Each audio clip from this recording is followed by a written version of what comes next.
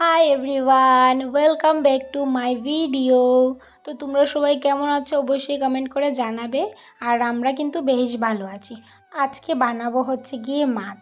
এইখানটাতে মাছ পাওয়া খুবই কষ্ট। কালকে বর নিয়ে এসেছিলো এই মাছগুলো, ধুয়ে রেখে দিয়েছিলাম ফ্রিজে।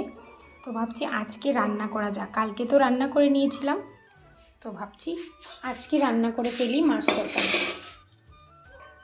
এইখানটাতে মাছ পাওয়া খুবই কষ্ট।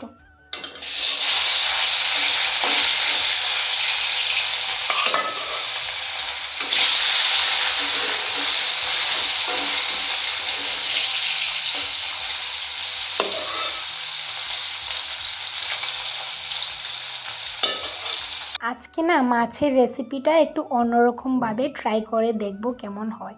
আজকে হচ্ছে গিয়ে রসুনটাও দেব। আমরা বাড়িতে রসুন বেশি একটা খাই না মাছ তরকারিতে।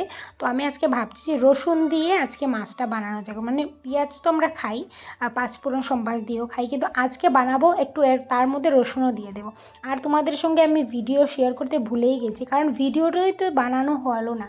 তো কি কি দিলাম আমি তোমাদের সঙ্গে শেয়ার করে দিচ্ছি। আমি কি করলাম, রসুন আর পেঁয়াজটা পেস্ট করে নিয়েছি, সাথে 2-3টে শুকনো লঙ্কাও দিয়ে দিয়েছি। তারপর টমেটো একটু পেস্ট করে নিয়েছি। সবগুলা মশলা একসঙ্গে কষিয়ে দিয়ে দিয়েছি এটার মধ্যে ভেজে রাখা আলু। আর তারপরে এটা ভালোভাবে আবার কষিয়ে একটু জল দিয়ে ভালোভাবে কষিয়ে এটার মধ্যে দিয়ে দিয়েছি আবার পরিমাণ মতো জল। আর লঙ্কা তো দেখতেই পাচ্ছ উপরে ভেসে রয়েছে, তো লঙ্কা 4টা দিয়েছি, কারণ প্রচণ্ড ঝাল হয়ে যাবে, নয়তো শুকনো লঙ্কা দিয়েছিলাম। তো তার জন্য আমি কাঁচা লঙ্কাটাই শুধু 4টা দিয়েছি। আর কাঁচা লঙ্কাটাও কিন্তু অনেকটাই টেস্ট। আর এখানের মাছ খেতে আমার বেশি একটা ভালো লাগে না, কারণ আমাদের মতো একদম তরতাজা মাছ পাওয়া যায় না। তো যাই হোক, তাও তো বানালাম। আর বিশ্বাস করবে না, দুর্দান্ত খেতে হয়েছে। আমি আমার বান্ধবীকেও ফটোটা পাঠালাম মানে বানানোর পর।